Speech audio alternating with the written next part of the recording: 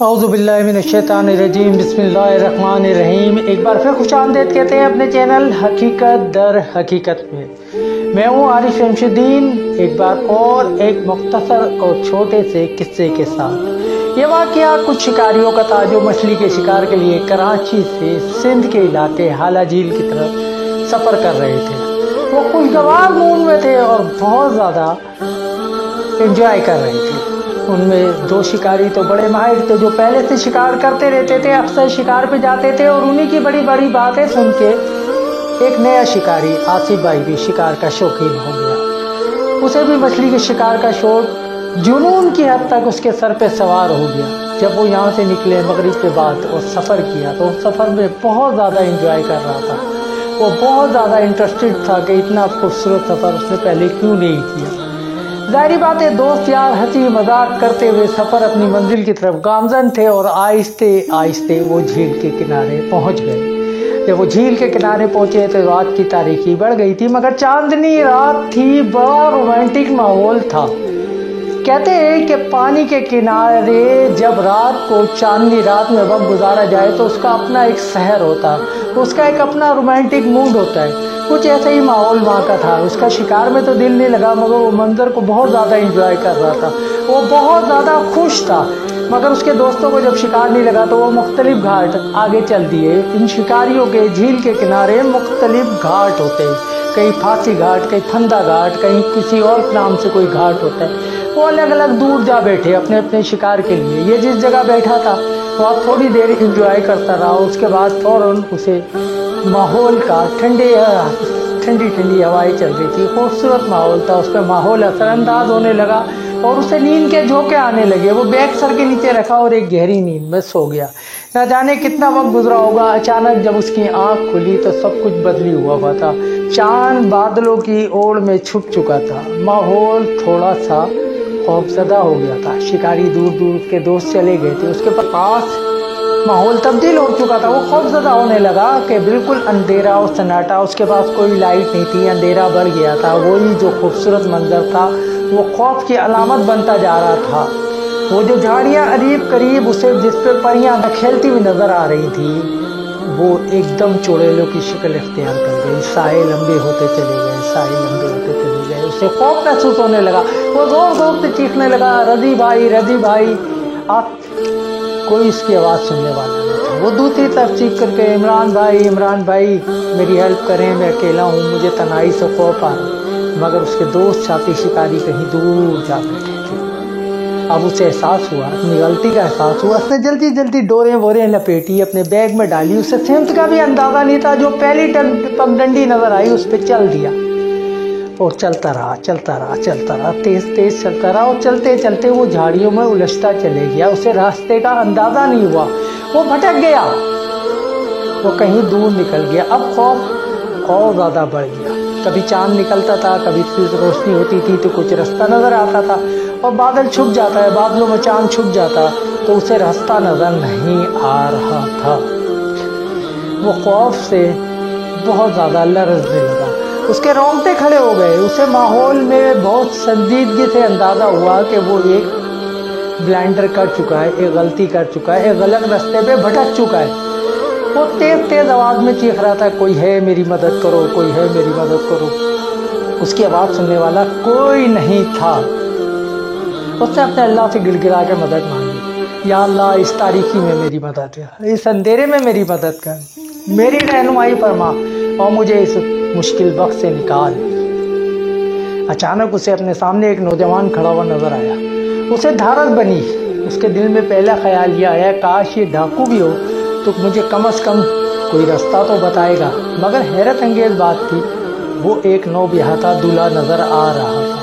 انتہائی خوبصورت نوجوان تھا، سندھی نوجوان تھا۔ وہ سفید کپڑے پہنا ہوا تھا، سندھی ٹوپی لگائی، نئی اجرک پہنے ہوئے، اس کے بازو پہ امام جامن بنا ہوتا تھا جیسے کہ عموماً نئے دلہنوں کے باندھا جاتا ہے۔ وہ زری والی کھیڑیاں پہنا ہوا تھا۔ چاند کی روشنی میں کچھ نظر آیا، خوبصورت نظر آیا۔ اس نے کہا، سائیں میری مدد کیجیے، میں راستہ بھٹک چکا ہوں، میں شکار کرنے آیا تھا، میرے دوست مجھے نہیں مل رہے، مجھے کسی منزل تک پہنچا دیں۔ वो मुस्कुराया और इशारा करके अपने पीछे आने का कहा। वो आगे आगे चलता रहा, ये उसके पीछे पीछे चलते रहे। चलते हुए उसे एहसास हुआ कि इसके पैरों तले पुष्प, पत्ते, झाड़ियाँ और इसकी सन्नाटे में इसकी चलने की चाप गूंज रही है। इसको अपनी चाप महसूस हो रही है, मगर इसके सामने चलने वाला बिल्कुल साइलेंट था। उसकी कदमों की कोई आवाज़ नहीं थी। इसे बहुत हैरत हुई कि इसके कदमों की आवाज़ क्यों नहीं आ रही, जबकि मेरे कदमों की इतनी ज़्यादा आवाज़ आ रही है। मगर इस वक्त उसे सिर्फ इस खौफ से निकलने के अलावा उसके जहन में कोई सवाल नहीं था। चलते रहे, चलते रहे, चलते रहे। आगे जाके थोड़ा सा मैदानी इलाका शुरू हुआ। एक थोड़ी सी चढ़ाई चढ़ने के बाद एक सड़क पे चढ़ गए। तो साईं आगे था, ये सड़क पे चढ़ा, ये भी सड़क पे चढ़ गया। एक हाईवे, एक गुजरगांव से नजर आई, इसकी धारस बनी कि ये रोड जा रहा है। साईं ने इशारा किया दूर। उसने उस सिर्फ देखा तो दूर, उसे दूर कहीं जो है एक होटल की लाइटिंग नजर आई, रोशनियां नजर आई। इसने बहुत खुश हुआ कि कोई तो मंजिल नजर आई। ये उस रास्ते की तरफ बढ़ने के लिए इसे अंदाजा हो गया कि मुझे इससे भेजा जा रहा है।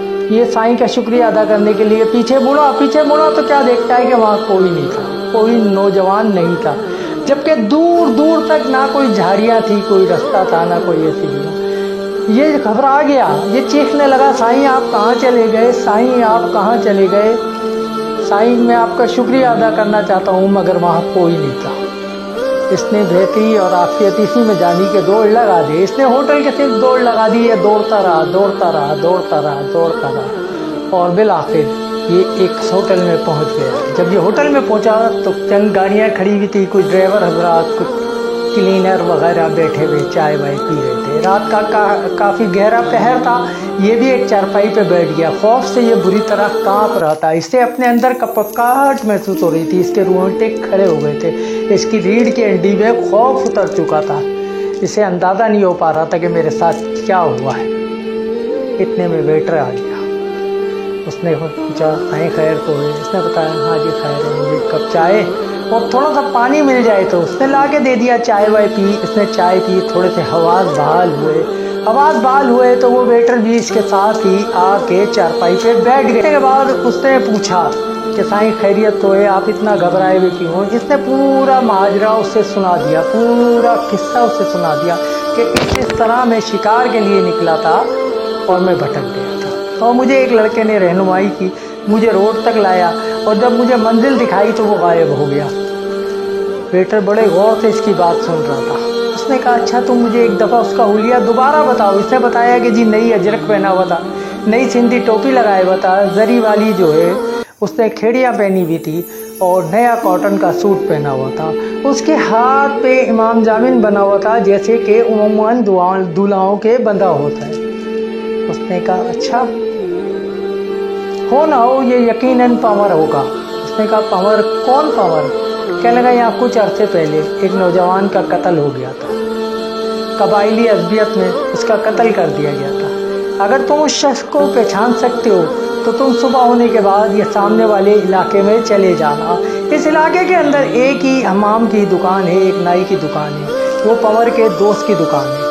उस नाई की दुकान में फ्रेम में एक तस्वीर लगी हुई है जिसमें पंवर भी है और उसका दोस्त और नाई भी है।